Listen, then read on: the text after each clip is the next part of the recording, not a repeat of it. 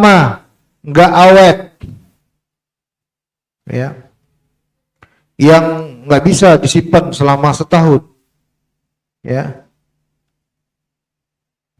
Syekh Atiyah Salim hafizahullah dalam Syarah Bulughul Maram menjelaskan ada barang-barang yang nggak tahan waktu lama, bukan barang awet, rusak kalau dibiarkan.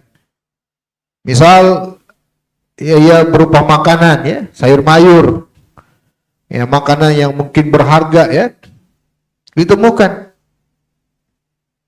Bagaimana sikap yang menemukan? Ya, maka kalau barang yang berharga dan ini berupa makanan yang gak awet waktu lama, kata para ulama, nggak usah nunggu setahun, nggak usah nunggu setahun. Ya, dia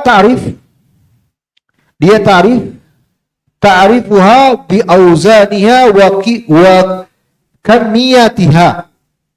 Ya, thumma ba'da dhalika tasaddaqta au at'amta au akhadtaha anta wa akalta wa arafta al-qimah. In jaa sahibuha wa ta'rif 'alayha qulta in hadhihi tufsid idza ma anfaqtaha lidza tasaddaqtu biha au akaltuha wa hadhihi qimatuha. Maka kalau ada barang berharga tapi dia enggak awet, ya, makanan yang mahal misalnya, ya, minuman yang mahal misalnya, nggak usah nunggu setahun, tapi tetap tarif. Apa tarif? Apa tarif? Mempublikasikan, mengumumkan, memberitahukan khalayak di tempat dia ditemukan. Telah ditemukan ini dan ini, tetap dia tarif. Dan barangnya ada pilihan. Dia punya pilihan. Dia punya opsi. Pertama, dia makan. Dia habiskan. Yang paling pertama dulu kata beliau, dia ingat dulu sifat-sifatnya, ciri-cirinya, beratnya, warna-warninya, bentuknya. Ini harus dia ingat dulu. Kalau bisa dia foto, dia foto. Yang penting dia harus punya memori. Kalau seandainya pemiliknya datang, kan membicarakan tentang ini nih, tentang sifat, kan, ya, supaya benar-benar pemiliknya itu nanti betul-betul pemiliknya.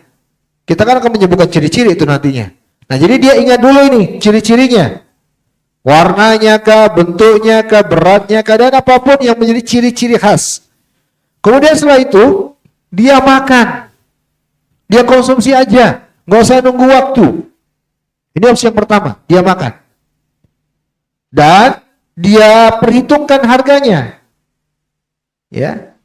Atau yang kedua, dia jual kepada orang, ya, dan sama nih dua-duanya. Untuk opsi yang dia makan kah, atau untuk yang dia jual kah, ya, yang dia makan nanti dia ganti nilainya kepada pemiliknya kalau datang. Sama, yang dia jual hasil penjualannya dia simpan, dia serahkan kepada pemiliknya kalau datang. Nah, ini untuk barang berharga dan barang tersebut tidak awet. Paham, teman-teman? Ini opsinya. Baik. Kemudian yang kedua, qala hafizahullah, idza kana al-malqut mimma yukhsha fasaduhu kal fakiha wal multaqit akluhu wa daf'u qimatihi limalikihi aw bai'ihi wa hifdz thamanihi hatta ya'ti malikuhu. Ini yang kita singgung tadi. Bila barang ditemukan termasuk kategori yang dikhawatirkan rusak seperti buah-buahan, mawaqih, maka penemunya boleh makannya dan membayar harganya kepada pemiliknya. Dia makan, nanti dia bayar pemiliknya senilai barang itu. Ya, atau dia menjualnya, lalu hasil penjualannya dia simpan, dia serahkan nanti kalau pemiliknya datang. Ya. Nah, ini sekali lagi ya teman-teman, untuk menilai barang itu berharga atau tidak berharga kembali ke mana? Kembali ke urf, dengan berpatokan 3 hal apa aja? Ya. Ini yang rajih ya, pendapatnya mazhab Imam Ahmad. Ada pendapat lain yang menilai dengan menakar dengan apa? Emas dan perak, ya. Dan itu pendapat yang marjuh, yang tidak tepat, kurang tepat, ya. Karena kalau menilai dengan emas atau perak, wah itu akan akan apa namanya? Tetap itu bahasanya apa?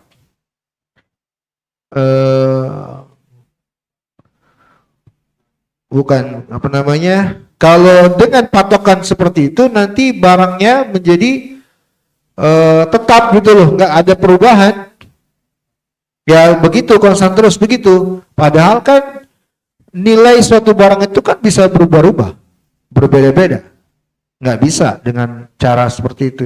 Makanya pendapat itu adalah pendapat yang marjuh, tidak kuat. Yang kuat adalah pendapat yang mengatakan kembali ke urf. Ya. Baik. Yang ketiga kata beliau, amman nuqud wal awani wal mata falyazimhu hifdzul jami' amanatan bi yadihi wa ta'rif biha fi majami'in nas. Adapun berupa uang, bejana atau peralatan-peralatan, maka yang menemukan wajib menjaganya sebagai amanah di tangannya dan dia wajib mengumumkan di tempat berkumpulnya banyak orang. Nah, ini udah kita bahas ya. Ini menyinggung masalah ta'rif. Ta'rif itu harus dilakukan di tempat kerumunan, banyak orang, berkumpulnya orang. Di halte ya. Terus di mana? Pasar. Ya, di keramaian, di kerumunan orang. Minimarket. Tempat orang lalu lalang. Kalau masjid boleh tidak? Ya, di luarnya, di dinding depannya dan seterusnya. Ingat ya teman-teman, saya tegaskan kembali, ini saya baca kembali. Ya, perhatikan teman-teman. Ini saya sampaikan kembali penegasan para ulama. Karena pekan yang lalu ada yang ingin memastikan apakah betul mengumumkan barang yang ditemukan juga nggak boleh. Bukankah larangannya itu mengumumkan barang yang hilang? Kan itu ya. Kalau mengumumkan barang ditemukan, masa tidak boleh juga? Nah, ta'rif ini termasuk kepada mengumumkan barang yang ditemukan. Ta'rif itu barang ditemukan, telah ditemukan barang ini dan ini. Boleh nggak dalam masjid? Boleh tidak? Tidak boleh. Saya tegaskan untuk kesekian kalinya, nggak boleh. Dan saya temukan penjelasan para ulama di sini. Kata para ulama, wa yuhsinu tanbihuna ila anna ta'rifa la yajuzu ay yakuna dakhilul masjidi. Fa fi sahih Muslimin an Buraidah anna rajulan nashada fil masjid faqala man da'a ila al-jamal al-ahmar faqala nabi la wajadta innama buyinatil masajid lima buyinat lah. Nggak boleh ta'rif di dalam masjid. Nggak boleh ta'rif di dalam masjid. Apa ta'rif? Mengumumkan barang yang ditemukan. Nggak boleh di dalam masjid. Dan ternyata ada para ulama yang berdalil dengan hadis. Ya. Dalam Sahih Muslim dari Buraidah radhiyallahu anhu, ada seseorang meninggikan suaranya dalam masjid dengan mengatakan man da'a ilal jamal ahmar. Siapa yang menyeru onta yang berwarna merah? Ini bukan berita kehilangan ini. Dia meninggikan suaranya menyebut onta. Maka Nabi SAW, bersabda, la wajadta, engkau tidak akan pernah mendapatkan apa yang kau inginkan. Sesungguhnya masjid-masjid tidaklah dibangun untuk yang semisal ini. Masjid itu ada peruntukannya, bukan ini. Marah Nabi. Orang itu bukan mengumumkan barang telah hilang, enggak. Ya. Nabi pun melarang. Maka teman-teman barakallahu fikum, untuk ta'rif pun tidak boleh di dalam masjid. Sekali lagi ya, tidak boleh. Telah ditemukan jam tangan ini dan ini dalam masjid, tidak boleh. Yang keempat, la yajuzu akhdul luqati illa idza amina ala nafsihi minha wa istita'a ay yu'arrif biha li'anna ta'rifa bil luqati wajibun. Yang keempat, perhatikan nih, enggak boleh mengut barang temuan kecuali kecuali dia yang merasa dirinya bisa menjaga amanah, tidak terfitnah dengan barang temuan tersebut sehingga tidak dia umumkan misalnya. Ya. Ini terfitnah dia. Kalau dia khawatir dirinya terfitnah, maka jangan. Ya, tidak boleh dipungut. Dan kewajiban tarif, ya, bagi dia itu sebuah keharusan. Ya. Makanya di sini disebut oleh penulis tarif bil luqati wajibun. Tarif untuk barang ditemukan hukumnya apa? Wajib. Bahkan sebagian ulama menambahkan keterangan alal faur. Tarifnya hukumnya wajib alal faur. Alal faur itu artinya bersegera, nggak boleh ditunda. Wajib bersegera, jangan ditunda. Ya. Wa idza iltaqataha wa yu'arribu sifataha thumma yu'arribuha sanatan kamilah wa dhalika bil munadati 'alayha fil majami'in nas fa in ja'a sahibuha wa wasafaha bima yutabiqu sifataha dafa'aha ilayhi fa in lam yati sahibuha ba'da ta'rifiha 'aman kamilan takunu milkan lahu. Ya. Maka bila dia telah tarif sesuai dengan ciri-ciri barang tersebut secara umum dan telah berjalan selama setahun, dia tarif, diumumkan di tempat berkumpulnya banyak orang, maka apabila pemiliknya datang dan mengaku pemilik barang tersebut sesuai dengan keadaan dan cirinya, maka dia kembalikan. Akan tapi bila pemiliknya tidak datang setelah tarif selama setahun, maka barang tersebut menjadi miliknya. Ya, di sini teman-teman barakallahu fikum yang ditekankan tentang masalah kita yang menemukan barang. Ya, kita yang menemukan barang, kita yang nemu nih, kalau kita yang khawatir nggak bisa menjalankan ketentuan dan kewajiban terhadap barang temuan tersebut, diantaranya tarif, maka nggak usah diambil, biarkan saja. Gimana jadinya barang tersebut? Ya biarkan aja. Ya, dengan dibiarkan, kita berharap semoga nanti ada orang lain yang bisa mentarifnya atau pemiliknya kembali untuk mengambil barang yang tersebut. Jangan kita terfitnah. Karena kalau kita tidak menjalankan konsekuensi barang temuan, maka hukumnya sama dengan mencuri. Itu barang curian. Dan haram untuk memanfaatkan barang curian. Maka teman-teman barakallahu fikum, hendaknya kita memiliki sikap wara' dalam masalah ini. Ya, tidak bermudah-mudahan. Ya. Kan kadang jiwa itu cenderung untuk tidak mengumumkan, apalagi barangnya berharga. Dompet tebal, berisi daun semua isinya, ya duit lah, ratusan ribu, tebal. Godaan untuk tidak mengumumkan, tidak memberitahu itu sangat besar. Nah, di situ ujian keimanan. Itu haram, wallahi haram. Kalau kita sudah merasa, aduh saya khawatir terfitnah, udah biarin aja, nggak usah diambil. Itu yang lebih selamat. Ya, inilah nasihat para ulama. Lihatlah Nabi kita, hadirin, Nabi besar Muhammad Sallallahu Alaihi Wasallam. Ini hadisnya sudah saya baca ya di pertemuan yang lalu, tapi saya ulang lagi. Hadis muttafaq alaih. Nabi Sallallahu Alaihi Wasallam itu pernah berjalan lalu melihat ada sebutir kurma di jalan, sebutir kurma. Nggak boleh pungut, nggak boleh ambil. Ya, kata beliau, laula anni akhafu an takuna minas sadaqah la akaltuha. Kalau bukan karena kekhawatiran aku, beliau khawatir nih, ini kurma sedekah. Ya, kalau bukan karena kekhawatiran ini saya aku ambil untuk aku makan. Tapi beliau khawatir, waroknya beliau luar biasa. Nabi besar Muhammad Sallallahu Alaihi Wasallam, kehati-hatian.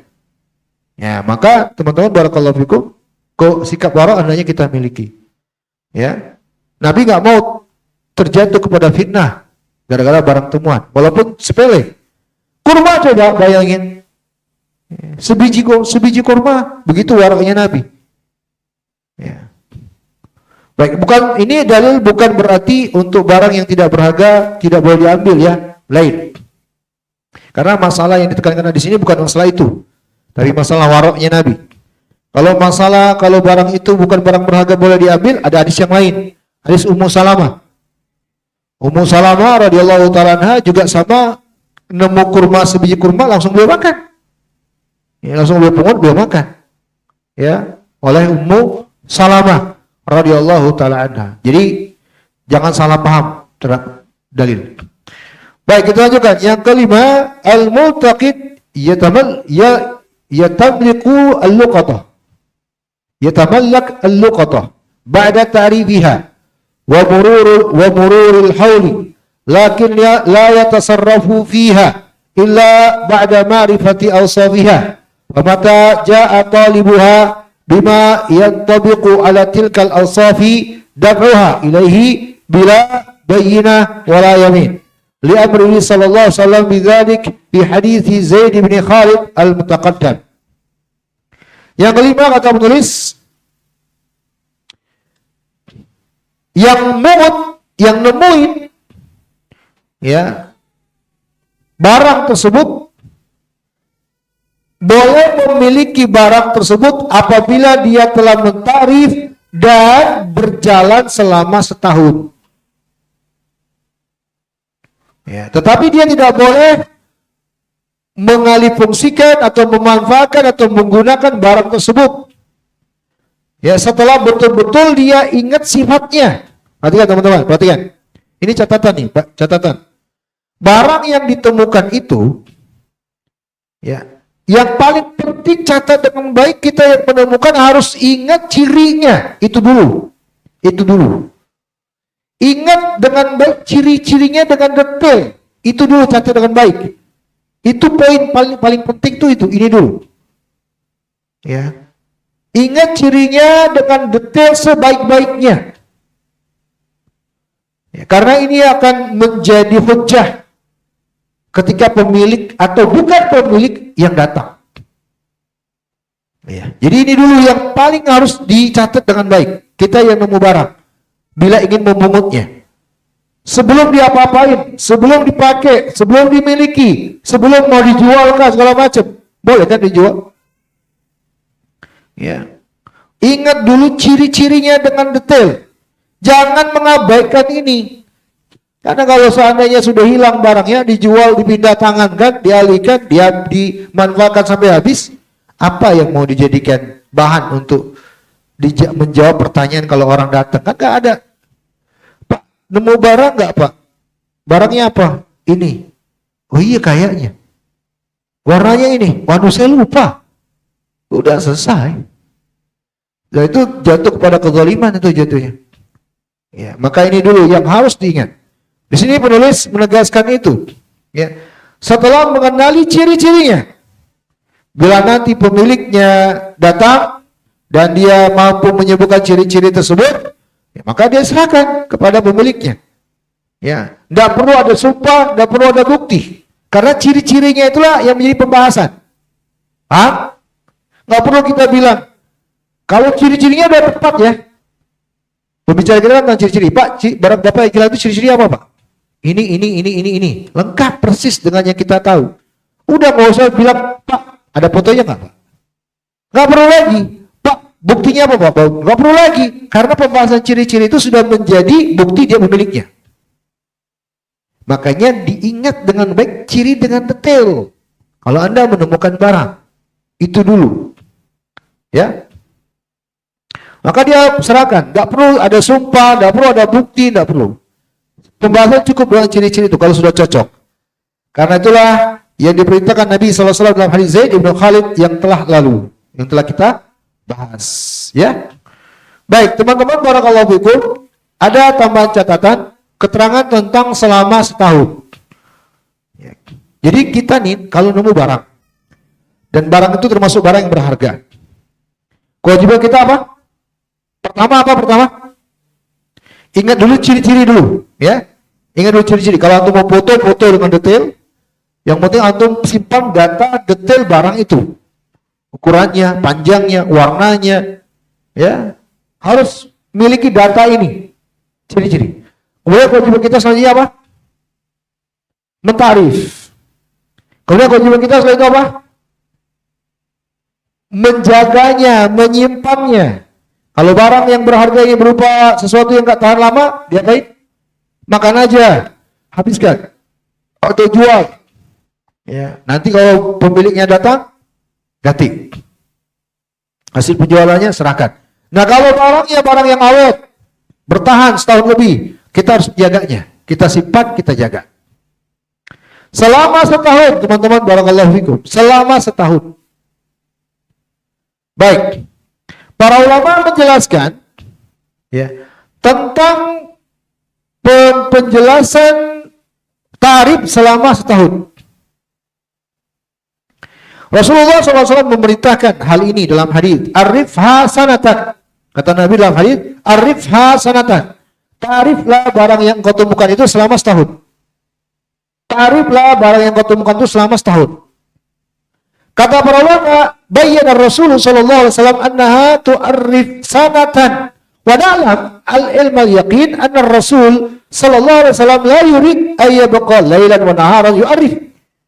Kita pasti sepakat nih bahwa kita tidaklah memahami, menginterpretasikan bahwa ucapan Nabi ini artinya selama setahun siang dan malam dia ngomongin, selama setahun siang dan malam dia berdiri gitu ngomongin. Enggak. Bukan itu maksudnya. Bukan itu maksud hadis ini. Tapi berjalan selama setahun yang dia umumkan, dan bagaimana teknis mengumumkan bentang waktu untuk selama setahun ini, kata para ulama, yurja ilal urf. Kembali ke urf. Kebiasaan. Ya. Kata para ulama, mungkin kalau biasa di tempat itu dikenal, yang mengumumkan itu biasanya yu'arrif fil usbu' al-awwal kulla yawmin, thumma fi kulli usbu' marratan limuddati syahr, thumma fi kulli syahr marratan. Ya, mungkin saja nih di pekan pertama tiap hari. Pekan kedua mungkin sepekan 2 kali. Pekan selanjutnya udah beda-beda lagi, sebulan mungkin 2 kali. Dan seterusnya selama setahun. Jadi tidak ada ketentuan, tapi bentang waktunya setahun. Jadi bukanlah maknanya setahun itu tiap hari dia berdiri di pasar, barang ditemukan. Enggak, bukan itu maksudnya. Enggak mungkin itu yang diinginkan dengan hadis Nabi tersebut. Ya. Kata para ulama, ya, dalam masalah ini ya fikul wa hadha taqdir ijtihadun laisa alaihi dalilun walakin al-aula ayurji'a fi dzalika ila al-urf. Dalam penentuan masalah ini itu kembali ke ijtihad. Tidak ada dalil spesifiknya. Ya, kembali ke urf. Kembali ke urf. Atau mau di grup, ya mungkin antum jadikan sepekan sekali di akhir pekan. Yang biasanya kalau akhir pekan kan orang memperhatikan. Ya kan? Atau biasanya di tempat suatu di momen-momen tertentu biasa kumpul. Ya udah di momen-momen itu aja. Selama setahun.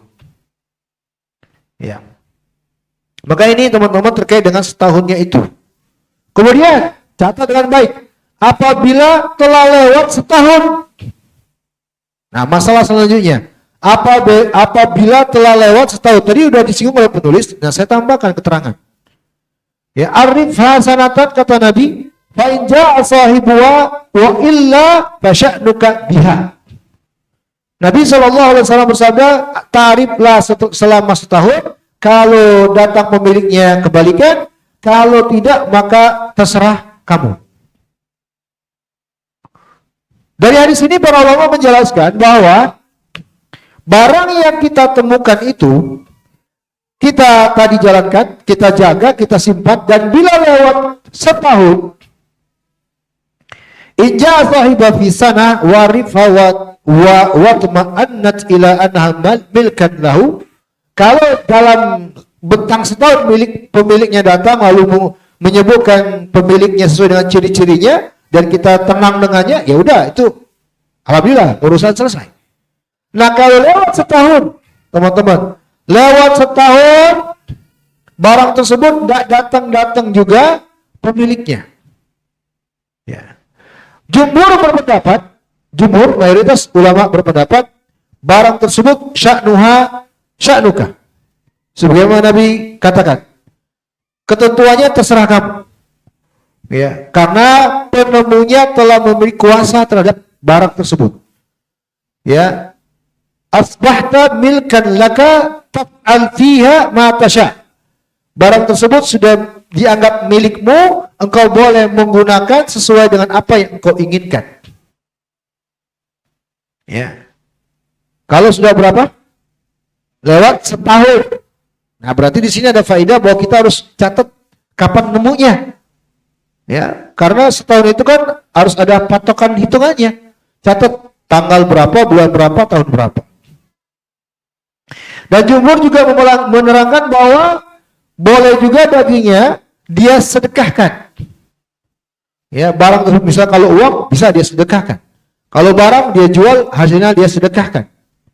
Yang dia niatkan hasil penjualannya tersebut untuk pemiliknya. Ya. Maka teman-teman barakallahu fiikum, ini ya di antara penjelasan para ulama bila lewat setahun. Semana dengannya, ya para ulama menjelaskan, in kana ba'da tamamil haul falahu an yantafi'a biha li'annaha milkuhu.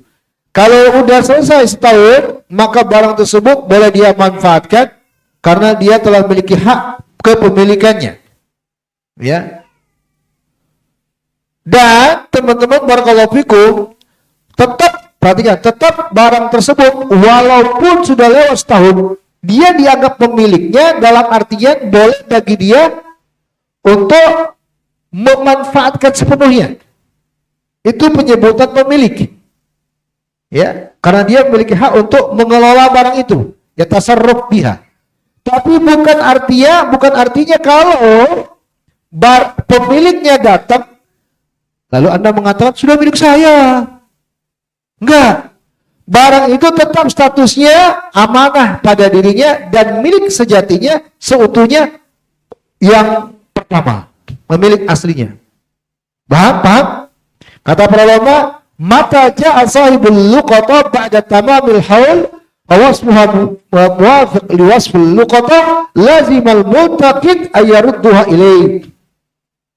Kalau pemiliknya datang setelah lewat setahun menyebutkan ciri-ciri barang tersebut tepat dengan barang yang ditemukan itu, maka yang menemukan wajib menyerahkan barang tersebut.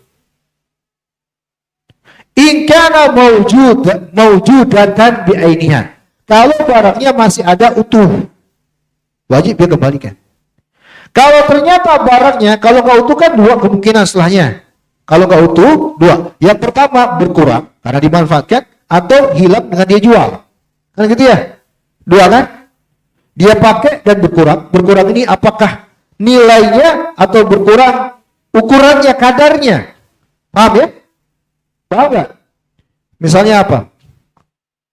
Sesuatu yang dipakai berkurang zatnya, ya, atau berkurang nilainya.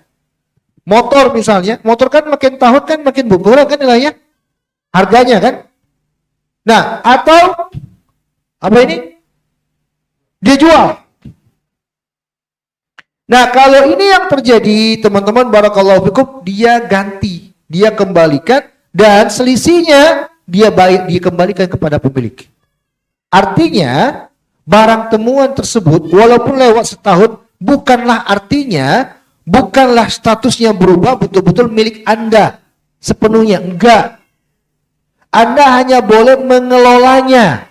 Anda hanya boleh memanfaatkannya. Yang selama setahun sebelumnya masih dalam penantian, tidak boleh diapa-apain. Paham? Paham teman-teman? Paham gak ini? Kecuali kalau berupa sesuatu yang nggak awet. Tadi udah kita bahas. Ya. Kalau barangnya barang yang tahan lama, nggak boleh diapa-apain itu. Anda simpan kewajibannya selama setahun. Nah kalau setahun, Anda boleh memilikinya dalam artian mengelolanya, memanfaatkannya, bukan memiliki sepenuhnya. Penyebutan memilikan itu karena terkait pengelolaan. Karena kan pengelolaan itu tidak boleh kalau bukan pemilik. Penyebutan pemilik itu maksudnya itu. Adapun kepemilikan sepenuhnya tidak berubah, tetap masih pemilik awal. Sehingga kalau dia datang dan cocok menyebutkan barang itu barang miliknya, tetap bagi kita mengembalikan. Jangan beralasan kan sudah setahun. Hah? Bagi dua aja. Saya belajar setahun udah milik saya itu. Iya. Nah, kalau ada biaya yang dikeluarkan untuk merawat barang itu, minta ganti kepada pemiliknya. Wajib pemiliknya untuk mengganti. Ya. Datang pemiliknya. Berapa habis Pak? 10 juta. Ya udah belajar katanya. Sudah selesai. Barangkali. Ya. Baik, ini teman-teman, barakallahu fikum. Kalau kerusakannya itu bukan karena pengelolaan dia, maka tidak ada ganti. Baik, selesai. Kita lanjut yang ke-6. Kata penulis, luqatus sabi, ya, barang hilang berupa barang temuan yang diambil oleh anak kecil, wasafi. Safi ini lawan dari rasyid. Yang enggak rasyid, ya tasarrafu fiha wali amriha bima sabaqa bayanuhu, maka dikelola oleh walinya. Kalau udah lewat setahun ya, anak antum misalnya, anak seseorang yang masih belum rasyid nemu barang, kan wajib itu tetap dijalankan tuh konsekuensinya ya, tapi yang mengelola nanti siapa? Walinya. Yang ke-7 kata penulis, al-luqatatul haram, barang temuan di daerah haram yang di Mekah dan Madinah tidak boleh dimiliki dalam kondisi apapun. Ya, yajibu ta'rif biha tulal dahr. Yang ada hanya kewajiban ta'rif selamanya. Ta'rif. Apa ta'rif tadi? Mengumumkan barang ditemukan. Permasalahan yang keempat, qala mu'allim hafizahullah al-mas'alatul rabi'ah fil al-laqit. Permasalahan yang keempat yang disebut dengan laqit. Al-luqata barang, kalau laqit ini anak kecil yang hilang. Qala hafizallah al-laqit huwa tiflu alladhi yujadu malbudhan fi syari' au babi masjidin wa nahwihi wa yudhillu an ahli wa la ya'rif lahu nasba wala kathir. Laqit adalah anak kecil yang terlantar di jalanan atau terlantar di depan pintu masjid atau yang semisalnya, atau anak tersebut tersesat dari keluarganya, ya, wala yarifu nasab wala kafil, dan dia nggak tahu nasabnya dan nggak tahu juga penanggung jawabnya. Anak kecil, ya, dia nggak ngerti siapa ditanya bapaknya, nggak tahu siapa pengurus yang nggak tahu. Anak kecil kayak gini nih. Kalau ditanya bisa jawab, bukan laqit namanya. Paham? Nah, kamu kok di sini? Di mana rumah kamu? Di sana, Om. Ya sudah, bukan laqit namanya. Bukan anak yang terlantar namanya ini, anak main-main namanya. Ya. Kalau dia tahu ditanya, "Bapakmu siapa?" Ini dan anu. Ya sudah, nggak usah diurusin. Baik, ini anak yang begini keadaannya, dia nggak tahu. Qala hafizallah la yanbaghi tarkul laqit liqaulihi ta'ala wa ta'awanu 'alal birri wat taqwa. Enggak boleh kalau kita dapat anak kayak gini dibiarkan, enggak boleh. Allah memerintahkan tolong menolonglah kalian dalam kebaikan dan ketakwaan. Ya. Fa umumul ayat yadullu ala wujubi akhdhil laqit. Ayat tersebut secara umum menunjukkan perintah wajibnya mengambil anak yang terlantar tersebut. Ya, anak yang terlantar tersebut. Ya. Mengambil apa ya? Bahasa Indonesia, masa memungut? Hah? Enggak, diambil dulu gitu loh maksudnya, tidak ditelantarkan. Kalau mengasuh itu sudah lanjutan. Maksudnya ngambil dulu, jangan dibiarin gitu loh. Dipungut. Enggak cocok kalau pungut. Bukan diurus, urus atau itu udah lanjutan. Maksud saya ketika lihat nih, diambil dia gitu loh. Diamankan ya. Ya diambil lah ya. Saya nggak enak kalau pakai kata dipungut, bukan barang kan. Pungut itu untuk barang biasanya. Jadi wajib untuk mengambilnya, tidak dibiarkan. Wajib untuk memberikan nafkah untuknya. Dan ini kewajiban kata penulis fardu kifayah. Wajib kifayah. Walianna fi akhdhihi ihya'u li nafsihi. Karena dengan mengambilnya ini menghidupkan jiwanya. Ya, dari situlah kewajibannya teman-teman. Barakallahu fikum. Qala hafizallahu taala wa ma wajada ma'ahu minal mal fahuwalah. Dan kalau ada harta yang bersama dengan anak tersebut, maka itu menjadi miliknya. Sebagai bentuk pengamalan fakta yang zahir, yang tampak dari masalah ini, dalam masalah ini. Ya. Wa li'anna yadahu alaihi wa yunfiqu alaihi minhu fa illam yakun ma'ahu malun unfiq alaihi min baitil mal. Ya, kalau anak tersebut bawa tasnya isinya uang, ya udah, yang nemukan yang ngatur. Ya. Yang masalah adalah kalau anak tersebut nggak punya apa-apa. Nah itu. Kalau di dalam masalah syariat, maka mengambil uang dari baitul mal, zakat. Ya, baitul mal tuh yang diambil. Kalau ada baitul mal, ya, masalahnya kita nggak punya baitul mal, ya udah tinggal tabarruat. Siapa yang mau bersedekah? Sosial, ya, apa namanya? Dinas sosial, ya diserahkan ke dinas sosial, betul. Ada pembahasan selanjutnya kata penulis, wallaqid hurrun muslimun fi jami'i ahkamihi illa idza wujida bi baladil kufri fa innahu kafirun. Pembahasan laqid ini teman-teman barakallahu fikum, anak kecil yang terlantar, dia yang merdeka, dia muslim dengan segala hukum-hukum terkait dengannya, ini keislaman. Artinya kalau dia bukan merdeka berarti statusnya budak, ya, maka ya kalau hukum Islam berjalan ya, menjadi budak bagi penemunya. Ya. Nah ini dia merdeka, dia muslim dan dijalankan hukum-hukum keislaman terkait dengannya. Adapun kalau anak kecil ini terlantar di negeri kafir, maka anak ini dihukumi umum kafir. Ya.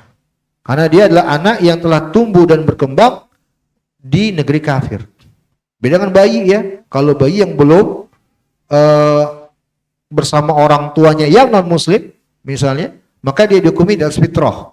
Tapi kalau anak ini kan sudah berkembang nih, sudah berkembang, maka dia dihukumi dari keluarga non muslim. Qala hafizallahu taala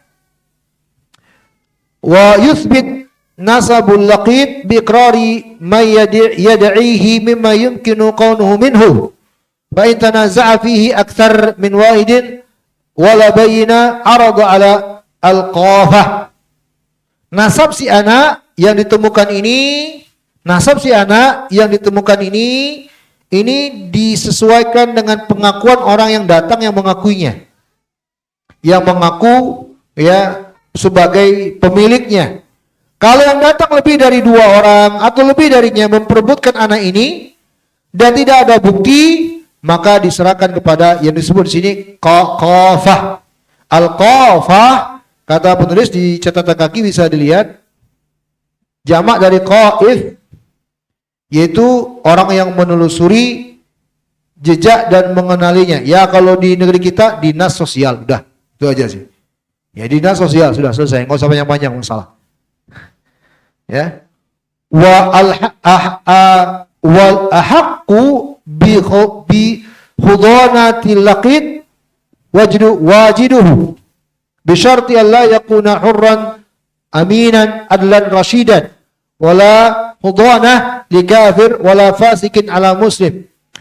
Lalu kata penulis, yang paling berhak pengasuhannya adalah yang menemukan.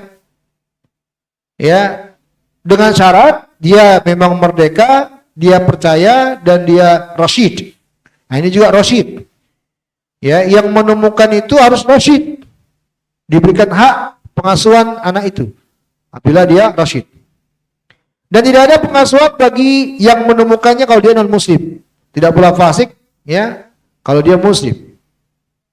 Non muslim atau fasik nggak boleh, ya, nggak boleh diserahkan kepadanya. Tapi ini teman-teman, barakallahu fikum, ya, apa namanya, kembali ke pemerintah ya sepertinya di negeri kita. Baik.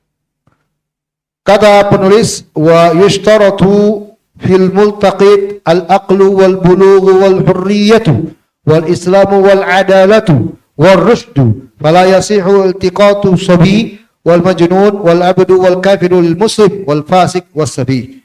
Orang yang memungut itu dipersyaratkan dia berakal, dewasa, merdeka, muslim, adil. Adil ini maksudnya baik keagamaannya. Dia berakal, tidak gila, sehingga tidak sah ya, barang temuan atau anak yang ditemukan tersebut. Kalau yang menemukan anak-anak kecil, orang gila, hamba sahaya, orang kafir, ya, terhadap anak yang muslim, ya, atau orang fasik, atau orang yang kurang akalnya, enggak diserahkan ke mereka. Kalau anak al-laqit, anak yang terlantar itu muslim, yang menemukan non muslim atau yang menemukan fasik, maka hak pemungutannya terputus, nggak boleh diserahkan. Paham ini? Kalau yang menemukan non muslim, anak muslim. Tapi kalau non muslim menemukan anak non muslim juga, terserah urusan mereka. Paham? Paham ini teman-teman?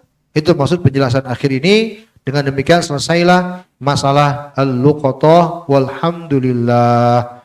Terakhir sekali lagi saya ingatkan teman-teman, ternyata masalah barang temuan itu secara syariat itu ada ketentuannya. Tidak boleh kita bermudah-mudahan terhadapnya. Ya. Bila kita bermudah-mudahan tidak memperhatikan konsekuensi dari barang temuan yang berharga itu, maka hukumnya sama dengan mencuri. Dan itu pasti akan ya ditegakkan hukuman ya oleh Allah tabaraka wa taala yang Maha mengetahui lagi Maha adil. Wallahu taala alam bissawab. Cukup sampai di sini. Ada pertanyaan? Ya, Abu Haidar.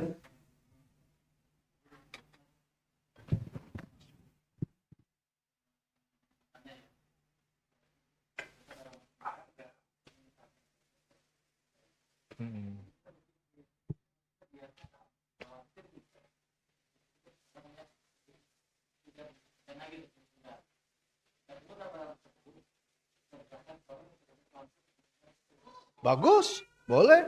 Sama kayak kemarin ditanya sama Ikhwan, saudaranya Pak Ahmad itu, mantunya Pak Ahmad.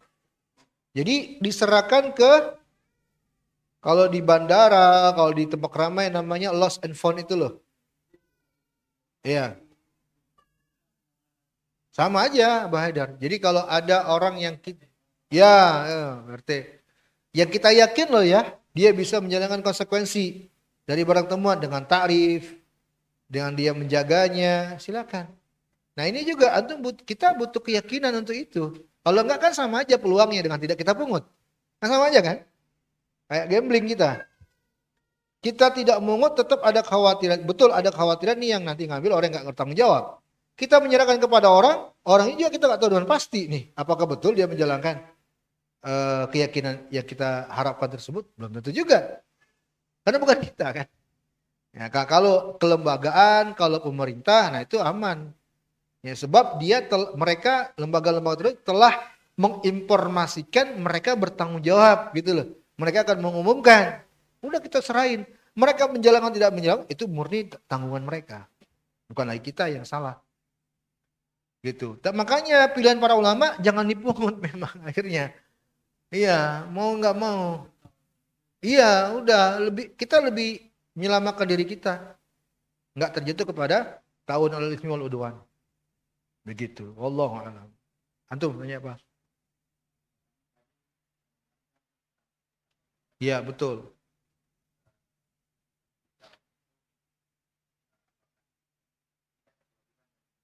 Iya, betul, betul. Betul, betul. Antum konfirmasi ini bukan nanya. Ya, baik.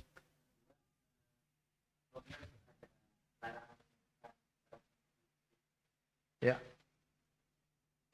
Nah, ini konfirmasi juga. Iya betul, tadi sudah kita bahas. Nggak boleh. Saya tegaskan untuk kesekian kalinya. Pekan yang lalu ada lagi yang kayaknya ragu larangan ini. Nggak boleh. Kalau selama ini kita tahunya memang yang dilarang itu apa? Mengumumkan barang hilang. Nggak boleh. Betul memang ada hadisnya. Nah ternyata mengumumkan ditemukannya barang juga nggak boleh. Bedakan dua hal. Paham? Ta'rif itu mengumumkan barang ditemukan. Ditemukannya barang ini dan ini dengan ciri-cirinya disebutkan. Nah, itu namanya ta'rif. Boleh nggak dalam masjid? Nggak boleh dalam masjid. Selama ini kan kita tahunya yang nggak boleh itu mengumumkan barang hilang. Telah hilang barang. Nah, siapa yang menemukan mohon gitu loh. Nah, itu kan yang kita tahu itu yang nggak boleh. Dan makanya selama ini kita jumpai ada orang di masjid mengumumkan telah ditemukan. Ya kan kita sering temui itu kan. Telah ditemukan jam tangan dalam masjid. Boleh nggak? Nggak boleh ternyata. Itu juga nggak boleh. Tadi hadisnya telah kita bahas. Nggak boleh. Kalau para ulama sampaikan kepada pengurus masjid, dia berdiri di depan masjid atau tulis. Dia berdiri di depan masjid, dia umumkan di luar masjid atau tulis, tempel di dinding masjid. Bukan di dalam masjid. Itu solusinya.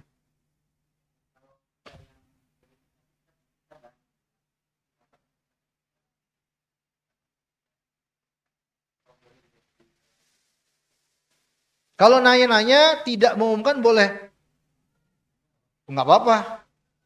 Yang dilarang itu meninggikan suara dengan mengumumkan. Tadi hadisnya begitu. Mengangkat suara. Untuk hal seperti ini enggak boleh. Masjid bukan itu tujuannya. Kalau nanya-nanya satu persatu boleh. Saya kehilangan kunci. Kelihatan enggak? Ini kan bukan mengumumkan namanya. Berbicara beberapa orang aja. Mengumumkan itu dengan suara tinggi didengar banyak orang. Nah itu yang enggak boleh. Ya? Allah a'lam. Ada lagi? Apa dah?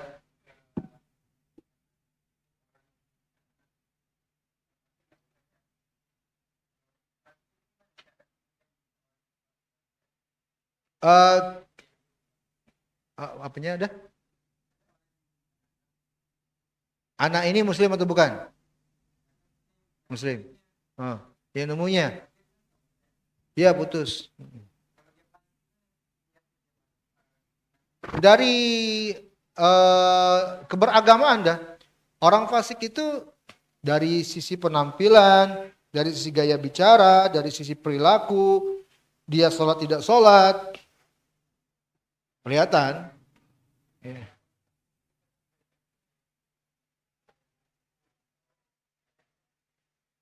Ya betul, makanya tadi Nabi bilang kalau di Indonesia ini selesai ke dinas sosial sebenarnya. Selesai di Indonesia ini alhamdulillah, kan udah ditangani yang namanya dinas sosial tuh. Sebenarnya kalau di Indonesia ini pembahasan ini ya alhamdulillah sebenarnya kita nggak butuh seperti itu juga. Dapat ketemu anak kecil, ambil aja serahkan ke aparat. Iya mau kepolisian, ke polsek setempat, itu sudah selesai urusan, nggak perlu kita capek-capek lagi. Masalah ini kan kalau nggak ada ya kayak gini-gini nih, nggak diatur oleh pemerintah. Nah baru yang menemukan tuh harus begini-begini gitu loh. Boleh begini-begini. Yang jelas kalau kita di Indonesia sekali lagi teman-teman untuk masalah anak kecil yang terlantar dan kita temukan, kembalikan aja kepada aparat setempat. RT RW, Kapolsek, ya. Nah, iya sudah selesai. Kita tinggalkan. Udah, insya Allah aman itu. Jauh lebih aman daripada antum. Baik, ada lagi? Cukup ya? Baik, barakallahu fikum. Semoga apa yang kita pelajari bermanfaat. Dan sekali lagi saya ingatkan, inilah pembahasan al-luqatah, barang temuan dalam agama. Jadi pelajaran penting untuk kita semua, jangan gampangan mungut barang temuan. Supaya tidak terjatuh kepada perbuatan mencuri. Subhanakallahumma wabihamdika, asyhadu an la ilaha illa anta astaghfiruka wa atubu ilaik. Alhamdulillah. Assalamualaikum warahmatullahi wabarakatuh.